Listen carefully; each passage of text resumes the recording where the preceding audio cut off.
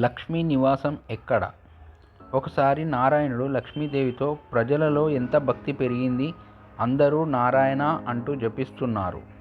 ఆ మాటలు విని లక్ష్మీదేవి, అది మీకోసం కాదు, నా కరుణ కటాక్షం కోసమే మీ మీద భక్తి పెరిగింది అని అంటుంది.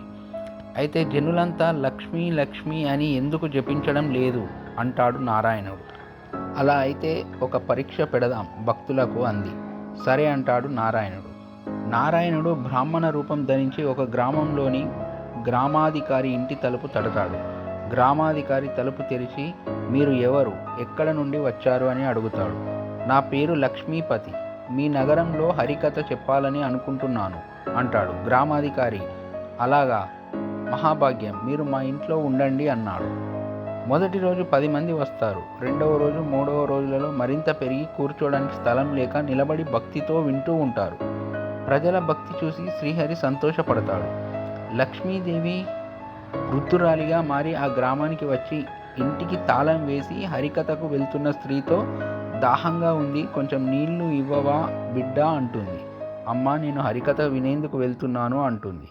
నాకు కొన్ని నీరు ఇవ్వు, నీకు అమితమైన పుణ్యం లభిస్తుంది అని లక్ష్మీదేవి అడిగితే, కాదనలేని స్త్రీ తాళం తీసి ఇత్తడి చెంబుతో నీళ్లు ఇస్తుంది. లక్ష్మీదేవి నీరు తాగి ఆ చెంబు తిరిగి ఆ స్త్రీ చేతికి ఇవ్వగానే ఆ చెంబు బంగారం చెంబుగా మారుతుంది. అది చూసి ఆ స్త్రీ ఆశ్చర్యపోయి 2 చేతులు జోడించి, ఎంత మహిమగల తల్లివి, నీకు ఆకలి వేస్తుందేమో, ఉండు, అన్నం పెడతాను అంటుంది. లేదు బిడ్డ, నాకు ఆకలిగా లేదు అంటూ అక్కడి నుంచి వెళ్ళిపోతుంది. ఆ స్త్రీ హరికథకు వచ్చి ఈ సంగతి ఆమె చుట్టుపక్కల ఆడవారికి చెబుతుంది. దాంతో స్త్రీలందరూ మధ్యలోనే లేచి వెళ్ళిపోతారు.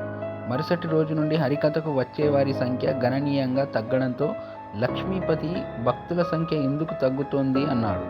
ఎవరో ఒక మహిమగల తల్లి గ్రామానికి వచ్చింది. ఆమె ఎవరింటికైనా వెళ్ళి ఏ వస్తువులో ఏమి తాగినా తిన్నా ఆ వస్తువు బంగారంగా మారుతుంది అంటాడు. లక్ష్మీదేవి వచ్చిందని నారాయణుడికి అర్థమవుతుంది.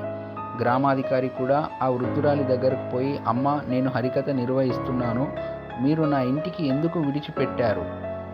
లక్ష్మీదేవి, మీ ఇంటికే నేను మొదట వచ్చాను, మీ ఇంట్లో హరికథ చెప్పేవారు ఉండటంతో నేను రాలేదు, అతను వెళ్ళిపోతే నేను వస్తాను అంటుంది. గ్రామాధికారి, నేను ఇప్పుడే వారికి ధర్మశాలలో గది ఇస్తాను అంటాడు. ఆ రోజు హరికథ అయిన తర్వాత లక్ష్మీపతి తన ఇంటికి వచ్చిన వెంటనే గ్రామాధికారి, మహారాజా, ఇక మీరు ధర్మశాలలో ఉండండి, అక్కడ అన్ని ఏర్పాట్లు పూర్తయ్యాయి అంటాడు. ఇంతలో లక్ష్మీదేవి వచ్చి గ్రామాధికారిని, మీరు బయటకు వెళ్ళండి, నేను వారితో మాట్లాడతాను అంటుంది. ప్రభు, ఇప్పుడు ఒప్పుకున్నారా? భక్తులు మీకోసం కాదు, నా కోసం మీ నామం జపిస్తున్నారని అంటుంది. వెంటనే నారాయణుడు, అవును, ఇదంతా నీ ప్రభావం, కానీ నీవు నా కోసం వైకుంఠం విడిచి వచ్చావు, ఎక్కడ నా కథలు చెప్తారో అక్కడనే నీవు ఉంటావు అని నారాయణుడు వైకుంఠానికి బయలుదేరుతాడు. ఆ తర్వాత ప్రతి ఒక్కరూ తమ ఇళ్లలోకి ఈ తల్లి రావాలని కోరుకుంటారు. లక్ష్మీదేవి అందరితోనూ, నేను కూడా వెళ్తున్నా, నారాయణుడు ఎక్కడ ఉంటే అక్కడనే నా నివాసం, మీరు నారాయణుని పంపించారు, అందుకే నేను కూడా ఆయన దగ్గరికి వెళ్ళిపోతున్నాను అని వైకుంఠం చేరుకుంటుంది. Thank you.